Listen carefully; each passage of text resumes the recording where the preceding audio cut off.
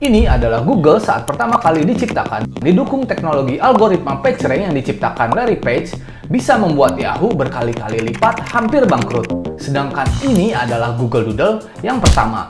Alasan awal ada Google Doodle ternyata sangat serius loh. Jika ingin tahu apa itu algoritma PageRank dan kenapa Google Doodle diciptakan, tonton sampai akhir ya, karena akan ada banyak pembelajaran bagaimana Google bisa merevolusi dunia yang kita tempati sekarang. Google lahir pada tahun 1998, co-foundernya Larry Page dan Sergey Brin adalah teman sejak mereka kuliah di Stanford. Menariknya waktu itu Sergey menjadi tour guide untuk Larry karena ia baru saja masuk sebagai mahasiswa. Awalnya mereka resah dalam mencari hal-hal yang mereka butuhkan di internet. Rasanya saat itu mencari apapun di internet hasilnya nggak bagus. Karena biasanya peringkat halaman web itu berdasarkan seberapa sering keyword muncul di halaman. Hal ini seringkali menghasilkan hasil yang nggak relevan dan tidak sesuai dengan yang dicari oleh orang-orang pada saat itu. Nah, untuk mengatasi masalah ini, Page dan Brin menciptakan algoritma bernama PageRank yang memberi peringkat halaman web berdasarkan relevansi dan kualitas. Nah, apa itu PageRank? Kita bahas setelah kita tahu perjuangan mereka menjadi seorang founder Google. Kita mulai dari nama. Nama Google adalah plesetan dari Gogol. Gogol adalah istilah matematika yang mewakili angka 1 diikuti oleh 100 angka 0. Nah, ini adalah server pertama mereka. Tempatnya dibikin dari Lego. Karena nggak punya uang, mereka memutuskan untuk menggunakan bata-bata Lego sebagai bahan utama server mereka untuk membuat kabinet-kabinet yang menampung server-server tersebut. Pilihan mereka menggunakan bata-bata Lego ini dikarenakan harganya terjangkau dan bisa dengan mudah menambah dan mengatur ulang server mereka sesuai kebutuhan. Nah, kesuksesan pertama terjadi pada tahun 1998. Ada investor yang suka dengan ide mereka. Investor itu memberikan dana $100.000. Tapi karena tidak memiliki akun bank, akhirnya mereka menerima uang itu cash. Nah, menarik, hal ini dirayakan keduanya dengan makan di Burger King. Kantor pertama Google adalah garasi. Mereka menyewa sebuah garasi dari teman mereka, Susan Wojcicki, yang sekarang menjadi CEO YouTube. Mereka menyulap garasi tersebut menjadi ruang kerja sederhana namun fungsional. Nah, setelah kantor beres, ada masalah baru, yaitu logo. Google mengadakan kompetisi internal untuk merancang logo ini. Sergey Brin mengusulkan untuk meminta bantuan seorang mahasiswa seni, Ruth Kedar, untuk membuat beberapa opsi desain. Setelah melihat beberapa opsi, Page dan Brin memilih logo yang sekarang kita kenal sebagai logo Google. Nah, sekarang kita bahas Google Doodle. Ketika Google masih dalam tahap awal pengembangan, Larry Page dan Sergey Brin merasa sulit untuk mengambil cuti atau berlibur. Karena ya tentu aja, mereka sibuk. Nah, karena mereka sangat ingin datang ke acara festival Burning Man, sebuah festival seni dan budaya yang diadakan setiap tahun di Guru Nevada, awalnya desain doodle ini adalah sebuah cara untuk memberitahu pengguna bahwa mereka sedang tidak aktif untuk sementara waktu.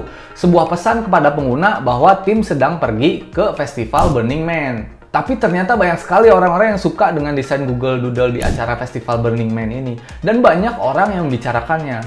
Sejak saat itu, Google Doodle malah berkembang menjadi serangkaian gambar dan animasi kreatif yang ditampilkan Google di halaman utama webnya untuk merayakan peristiwa-peristiwa penting. Dengan berbagai doodle yang inovatif dan juga menghibur, Google Doodle menjadi salah satu fitur yang paling menonjol dan disukai oleh pengguna Google di seluruh dunia.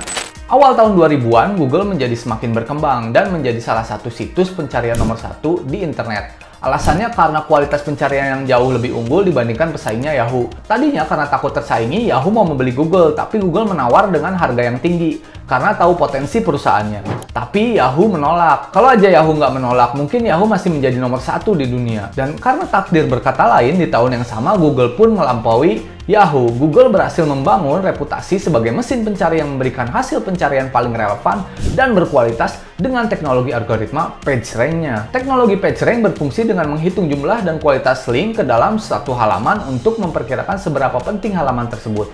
Halaman yang dianggap penting oleh PageRank kemungkinan besar akan muncul di bagian atas hasil pencarian Google. Nah, dari sinilah muncul SEO sebagai ilmu yang bisa mengoptimalkan situs web menjadi ranking 1 di Google. Pada tahun 2004, Google melakukan penawaran umum perdana atau IPO dan menjadi sebuah perusahaan publik.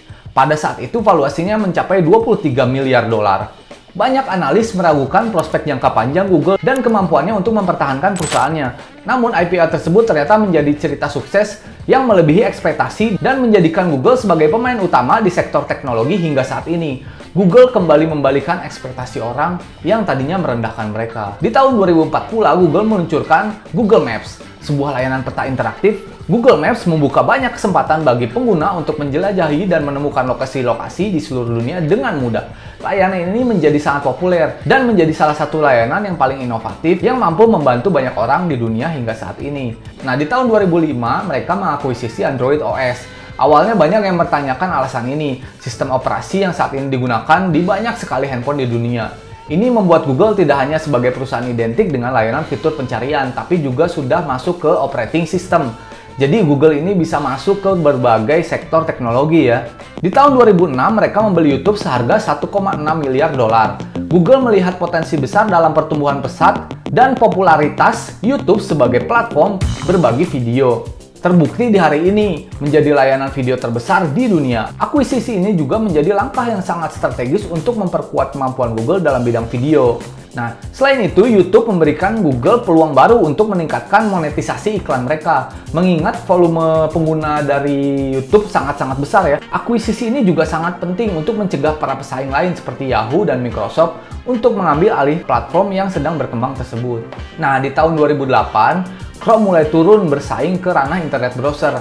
Alasannya adalah karena memastikan bahwa layanan dan aplikasi mereka seperti Google Search, Gmail, Google Docs dapat berjalan dengan optimal dan memberikan pengalaman pengguna yang lebih baik. Sepertinya Google juga melihat potensi Chrome sebagai platform yang menjalankan aplikasi web di masa depan. Nah, ini mendorong pengembangan Chrome menjadi sebuah operating system. Sistem operasi berbasis cloud yang dirancang untuk perangkat dengan konektivitas internet. Lagi-lagi Google seperti bisa memprediksi masa depan. Hari ini Google dinaungi oleh grup perusahaan yang diberi nama Alphabet. Produk-produknya telah mengubah hidup kita semua. Google Maps yang memungkinkan kita menemukan lokasi-lokasi di seluruh dunia, Android OS yang memungkinkan kita mengakses berbagai aplikasi dan informasi melalui ponsel. Produk Google juga telah memberikan manfaat dalam menyederhanakan pekerjaan, memudahkan komunikasi, dan juga membuat proses belajar menjadi lebih efektif dan efisien. Nah, kemampuan Google menciptakan produk ini benar-benar luar biasa ya, bisa mengubah masa depan dan menjadikan kita hidup lebih mudah.